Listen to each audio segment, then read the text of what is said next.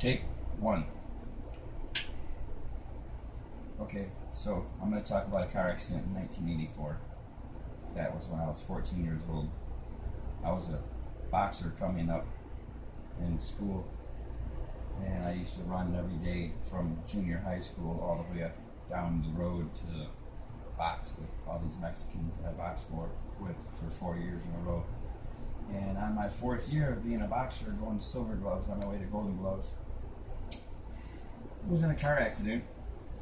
We were racing around late at night with my sister and her boyfriend in the back seat, and me, I was in the front seat with my sister's boyfriend's best friend, Gary. And I was only 14 though, so I didn't know any better. We didn't have no seat belts that covered your chest. All we had was lap belts in that car at that time. And so the story is the city of Flint, of course, the cesspool that it is to live in, back in 1984 when I got in my car accident. Whoa, bro, we got okay, well, did you stop? Okay, alright, well, we're back again. Technical error. Our mistake. Bear with us. We are new to YouTube videos. So, in 1984, I get in a car accident because I was just a little 14-year-old boy, and I had 18-year-olds and 21-year-olds in the back seat, the front seat driving, and I knew better. Well, we're cruising up Franklin after racing at the racetrack downtown Flint on St. John Street, where everybody did the drag races back in the 70s and 80s and the 90s.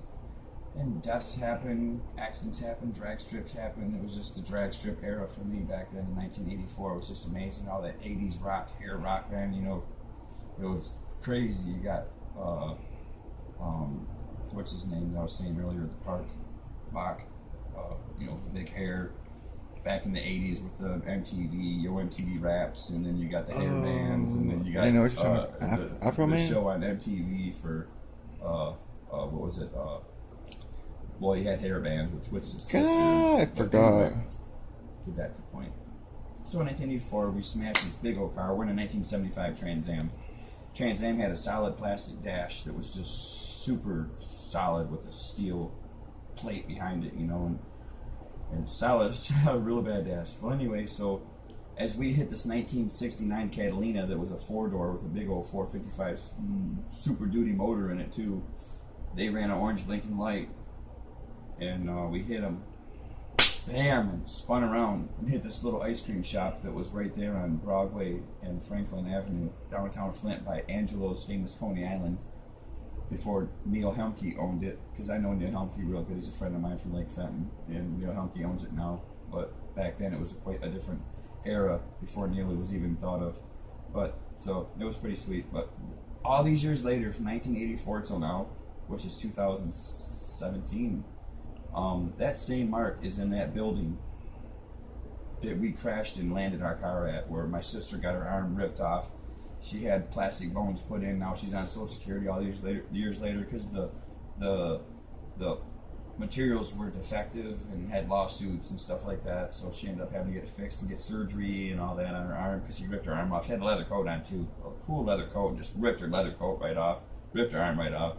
Toolbox hit my sister's boyfriend in the head and gave him blood clots and brain injuries, and he milked the whole insurance policy with his fake work loss information, 85% of your wage loss. So I was the one that was hurt the most. I got a facial fracture that was, my whole head hit the dash going 70 miles an hour, that my head was embedded into the dash. So after my car accident, I don't remember anything. I was gone.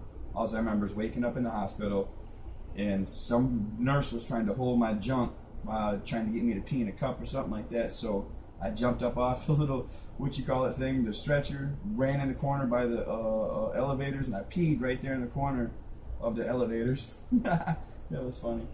And so after that, I don't remember anything after that except for surgery and then bone reconstruction. My face was hanging down like 1.5 inches on the left side.